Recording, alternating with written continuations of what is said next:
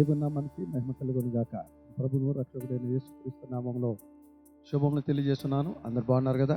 మరొకసారి పరిశుద్ధాత్మ దేవుడు ఆదరణ గడియ అనేటువంటి దైవిక కార్యక్రమం ద్వారా మిమ్మల్ని మీ కుటుంబాన్ని ఈ విధంగా దర్శించి దేవుని మాటలు మీతో పంచుకోవడానికి పరిశుద్ధాత్మ దేవుడు నాకు ఇచ్చిన కుటుంబం బట్టి దేవదేవుడికి వందనాలు చెల్లిస్తున్నాను. దేవుడు మిమ్మల్ని ఇంకాను మీ కుటుంబాన్ని దేవుడు దీవించునుగాక. ఆమె రండి దేవుని యొక్క వాక్యాన్ని విందాం. పరిశుద్ధాత్మ దేవుడు ఈ రోజున మనతో మాట్లాడుకున్న అంశం ఏంటంటే, పరిశుద్ధాత్మ దేవుడు నన్ను ప్రేరేపించిన మాట ఏంటంటే, మీలో నివసింపనీయుడి. దేవుడికి మహిమ కలుగును గాక. ఈ రోజున దేవుడు మనతో మాట్లాడుకున్న అంశం ఏంటంటే, మీలో నివసింపనీయుడి. పరిశుద్ధ గ్రంథం నుంచి అపోస్తలుడైన పౌలు కొలస్సీయులు రాసిన పత్రిక 3వ అధ్యాయం 16 వచనం మాట చూద్దాం. దేవుడు మీ హృదయంలో దేవుని గూర్చినటువంటి గానము చేయుచు సమస్త విధములైన జ్ఞానముతో క్రీస్తు వాక్యం మీలో సమృద్ధిగా నివసింపనీయుడే. ఈ రోజున దేవుని బిడ్డలను గమనించండి. పరిశుద్ధాత్మ దేవుడు వాక్యం వింటున్న మనందరితో దేవుడు చెప్తున్న మాట ఏంటంటే, మీలో నివసింపనీయుడే. ఏమి నివసింపనీయాలి? కొలస్సీ సంఘానికి అపోస్తలుడైన పౌలు రాసినటువంటి పత్రిక. కొలస్సీ సంఘానికి పౌలు గారు చెప్తున్నాడు, దేవుడు మిమ్మల్ని దీవించాలంటే, కొలస్సీ సంఘమా దేవుడు మీకు ఎప్పుడు వెన్నంటే ఉండాలంటే, కొలస్సీ సంఘమా సంఘంలో దేవుని పిల్లలారా, దేవుడు ఎల్లప్పుడూ మీ పట్ల అద్భుతమైన కార్యాలు చేయాలంటే, దేవుడు మీ ముందు నడవాలంటే ముందు మీలో నివసింపనీయుడే. ఈ రోజున మన కుటుంబంలో, మన హృదయంలో, మన యొక్క సంఘాల్లో దేవునికి వాక్యం సెలవుడుతుంది. దానిని మీరు నివసింపనీయుడి. ఏమి నివసింపనీయాలి? ఈ రోజున నీ హృదయాన్ని దేవుడు పరిశీలన చేసినప్పుడు, నీ ఇంటిని దేవుడు పరిశీలన చేసినప్పుడు, దేనినైతే దేవుడు నివసింపనీయమని చెప్తున్నాడో అది నీ ఇంటిలో ఉందా లేదా, నీ హృదయం నీ ఇంట్లో ఉందా లేదా అని దేవుడు పరిశీలన చేస్తూ ఉంటాడు. కొలస్సీ సంఘానికి ఖచ్చితంగా దేవుడు చెప్తున్నాడు, దేవుడు మిమ్మల్ని దీవించాలంటే ఇది మీలో నివసింపనీయాలి. ఎలా నివసింపనీయాలో తెలుసా? సమృద్ధిగా నివసింపనీయుడే. ఈ రోజున దేవుని బిడ్డ గమనించండి, అన్నీ నువ్వు నివసింపజేస్తున్నావు.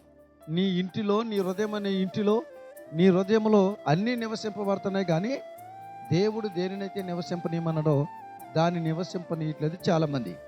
ఈ రోజున అందుకే దేవుని కృపకు పాత్రలు కాలేకపోతున్నారు, దేవుని అనుగ్రహాన్ని పొందలేకపోతున్నారు.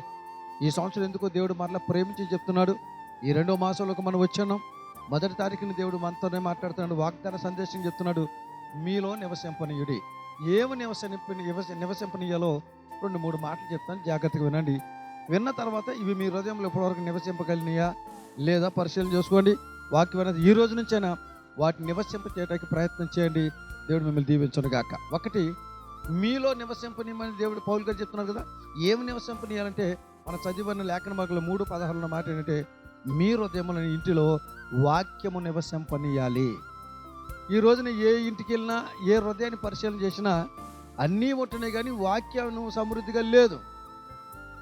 మీ హృదయంలో వాక్యమును నివసింపనీయుడి. ఈ రోజున నీ హృదయం ఇంట్లో వాక్యము నివసింపబడుతుందా?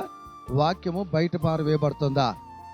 ఈ రోజున ఎవరి జీవితంలో వాక్యము నివసింపబడుతుందో వారు దేదీప్యమానంగా వెలిగించబడతారు.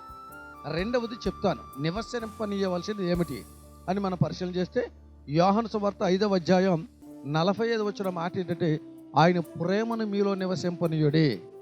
ఈ రోజున దేవుని ప్రేమ నీలో ఉందా? దేవుని ప్రేమ నీలో దేవుడికి కనబడుతుందా? ఈ రోజున నీ హృదయంలో నివసించవలసింది ఏంటి తెలుసా? ఆయన ప్రేమ ఎవరి హృదయంలో అయితే నివసించబడుతుందో, ఏ ఇంటిలో ఆయన ప్రేమ నివసించబడుతుందో, సమృద్ధిగా ఉంటుందో, వారిని దేవుడు ఖచ్చితంగా వారి పక్షాన ఆశ్చర్యమైన కార్యాలు చేస్తాడు. ఆఖరి ఇంకో మాట చెప్పనా? ఈరోజు నివసింపజేయవలసింది ఏంటో తెలుసండి. ఆఖరి మాట చెప్తున్నాను. కీర్తనల గ్రంథం 26వ అధ్యాయం 11 వచ్చిన మాట ఏంటంటే, యథార్థత నీ హృదయంలో నివసింపనీయుడే. మూడోది, మన హృదయంలో దేవుడికి నివసింపనివ్వాల్సింది యథార్థత. ఈ రోజున యథార్థత ఉందా? దేవుని మందిరానికి వెళ్తాం, అన్ని విషయాలు యథార్థత ఉంటున్నామా? నీ హృదయంలో, నీ హృదయమైన ఇంటిలో దేవుడికి యథార్థత కనపడుతుందా? నేను చెప్తున్నాను, దేవుని సేవకుని దేవుని బిడ్డలు గమనించండి. దేవుని నిన్ను దీవించాలంటే, దేవుని హెచ్చించాలంటే, దేవుడు నీకు ఆరోగ్యాలు దేవుడు వాళ్ళంటే ముందు మీలో వీటిని నివసింపనీయుడి. ఒకటి, ఆయన వాక్యాన్ని నీ హృదయంలో నివసింపనీయండి. 2, ఆయన ప్రేమని మీ హృదయంలో నివసింపనీయండి. 3, యథార్థతని మీ హృదయంలో సమృద్ధిగా నివసింపనీయుడి. దేవుడు మిమ్మల్ని దీవించునుగాక. దేవుడి మాట దీవించునుగాక. తలవంచండి, ప్రార్థన చేసుకుందాం. ప్రేమ కలిమ తండ్రి, నీకు వందనాలు. ఎత్తబడిన వాక్యాన్ని బట్టి నీ స్తోత్రం. వాక్యం ప్రతి ఒక్క జీవితంలో ఫలింపజేసి ఈరోజు ఏమైతే నివసింపమని చెప్పారో ఈ రోజు నుంచి పిల్లలు ఆ వాక్యం ప్రకారం వాక్యమును, ప్రేమను, నాయన యథార్థత నివసింపజేసుకుని ఈ ద్వారా గొప్ప దీవెన పొందుకునే కృప దయచేయమని యేసు నామములో అడిగి పొంది ఉన్నాం తండ్రి, ఆమె. దేవుడు మిమ్మల్ని దీవించును గాక. దేని బిడ్డలు గమనించండి, మరొకసారి ప్రభుపేట మీ అందరికీ వందనాలు చెల్లిస్తున్నాను. ఈ ఆదరణ గడియ అనేటువంటి దైవిక కార్యం మీరు ఎంతో ప్రోత్సాహపరుస్తున్నారు. మీరు ఎంతో చక్కగా చూసిన అనేకమంది షేర్ చేసి మేము నమ్ముతున్నాం. నేను సేవకుడు మాట చెప్తాను, మీ కొరకు తప్పక నేను ప్రార్థన చేస్తున్నాను. ఎంతమంది వాక్యం విన్న వారందరికీ ప్రార్థన చేస్తున్నాను. మీరు క్షేమంగా ఉండాలని ప్రార్థన చేస్తున్నాను. సేవకుడికి ఒక మాటని మేము కోరుకుంటున్నాను. ఈ ఆదరణ గడియ దైవిక కార్యం ఇంకా ప్రోత్సాహపరచండి. దీని కొరకు ప్రార్థన చేయండి. అనేక మంది ఈ యొక్క కార్యక్రమం చెప్పండి, షేర్ చేయండి. మీలో ఇంకెవరైనా సబ్స్క్రైబ్ చేసుకోకపోతే సబ్స్క్రైబ్ చేసుకోండి. ఈ స్క్రీన్ మీద కనపడుతున్న నెంబర్ ఫోన్ చేయండి. మీ ప్రతి అవసరంగా ప్రార్థన చేస్తాం. దేవుడు మిమ్మల్ని దీవించును గాక. ఆమెన్.